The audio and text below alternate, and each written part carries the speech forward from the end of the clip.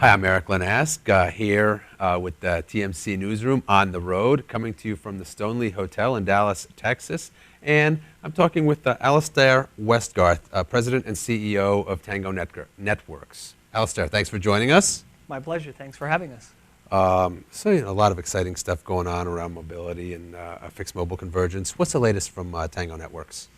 Well, actually, it's been a long journey for Tango. We were founded in 2005, and this month and last month, as I was telling you a few moments ago, finally we're in commercial service. We have actually service now launched on the Sprint network live.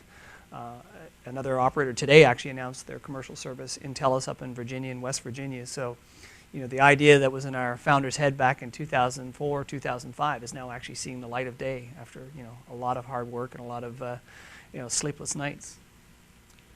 Why has it taken until now? We've been hearing about all these kinds of services for several years now. Why has it taken until now for to see some actual real live deployments? Well, a number of things. Everybody for a long time believed FMC or UC with mobile devices was dependent on dual mode, and one of our premises was that dual mode is very interesting and can be part of the solution, but is not a requirement. And if you make dual mode a requirement, then you need devices and you need specific software on handsets. So our approach was not to have that dependency, but then it took us longer because we had to develop the relationships with the carriers, do significant testing with the carriers because we were connected to their core networks, and that takes at least a year, if not a year and a half. So, there were some false starts with solutions that are very, very niche-based, and then in our case, it took a lot of business development, a lot of testing work to the point where, somebody like a Sprint would say, fine, yes, you can connect to my SS7 network. That's not a trivial thing to accomplish. So what's the difference between what you're doing and some of the folks who are looking at accomplishing these same types of solutions with dual mode devices? So, like I said, dual mode in of itself we think is very interesting, but we don't think it should be necessary. Our perspective is it should be literally any device. You saw a moment ago I had two different phones, and there's no software that I put on either one of those phones. By the same token, we could use a BlackBerry device that did or did not have Wi-Fi. We think that it should be any device, and it should be able to operate with any customer's enterprise voice system without having to make any changes. And so immediately, rather than having an addressable market of, say, 10% of the available phones out there, a phone that hasn't been invented yet, I know as soon as I see the box that I work with that phone because I have no dependencies on those devices. Do the carriers like your approach more because it doesn't take the voice traffic off their network? They do now. Initially, it was like, wait a minute, you're going to touch SS7?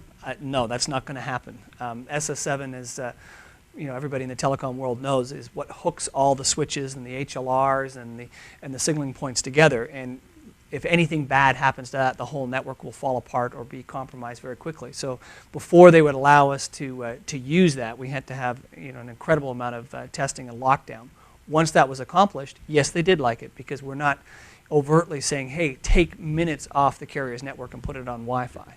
Now, if the carrier wants to use Wi-Fi, we're happy to let them do that, and our system will fully support that. But it's not a dependency, and in many cases, a lot of them had allergic responses to Wi-Fi for years and years and years. What impact? There's an obvious trend towards dual mode devices now. What impact is that going to have on your future development?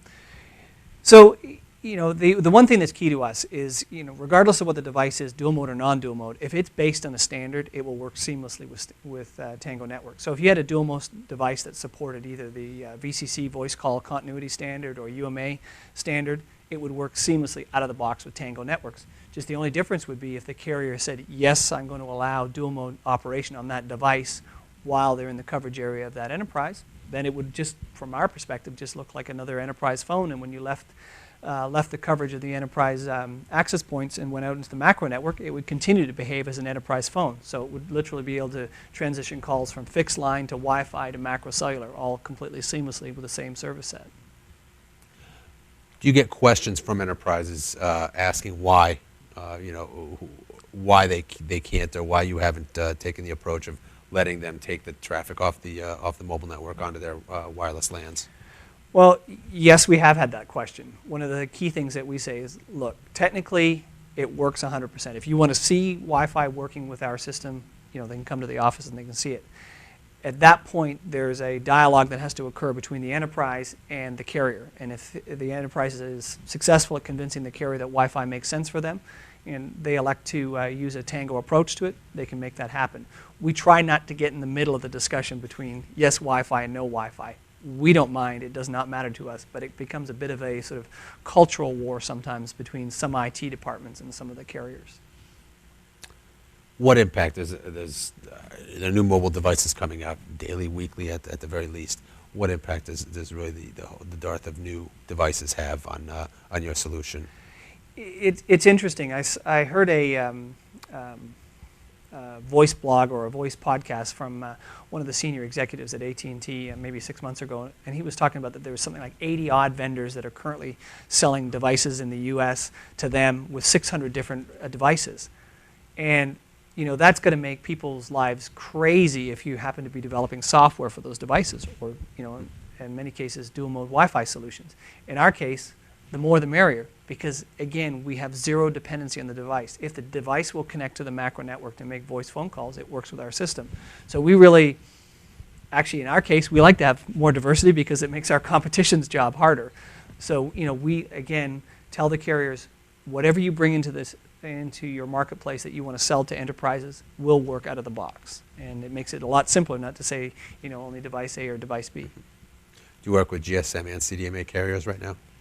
Yes, we do. We work with GSM, all the various different standards, whether it happen to be one called CS1 or Camel or CAP or whatever, as well as the CDMA standards that people like Verizon and Sprint use today.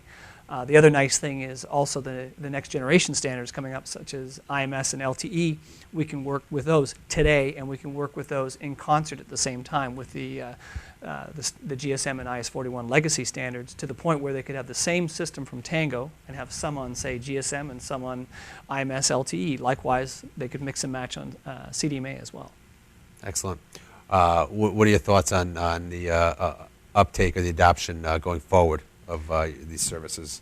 Well, you know, I always think of, there was a report from a gentleman from one of the consultants we worked at in the past, and they were talking about 2008 being the year of FMC. And I still have that, or up until recently I had that stuck on my wall as sort of something to think of, that regardless of what a service is, any new service, any new offering always takes longer than anybody predicts. But I think that a number of the barriers to entry are starting to come down now. You know, the devices are incredibly capable. The carriers being afraid of the enterprises participating in their service offer, that seems to be dissipating. And literally, when we first went out there back in 2005, 6, 7, all we got was doors slammed in our face. So once we got the doors open, there was a couple years of BD and testing to work.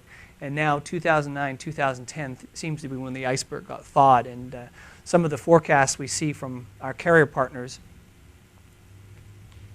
we almost have to down-tune them ourselves to make sure we don't get ahead of our own headlights. And so I think that we'll see some meaningful deployments in 2010, and we should see some good revenue numbers show up in 2011. Excellent. I know you're excited for the next few months coming up for you, as I certainly look forward to hearing more about those. I've been chatting here on TMCnet on the road with Alastair Westgarth from Tango Networks. Alastair, thanks for joining me. Thank you very much. Appreciate your time.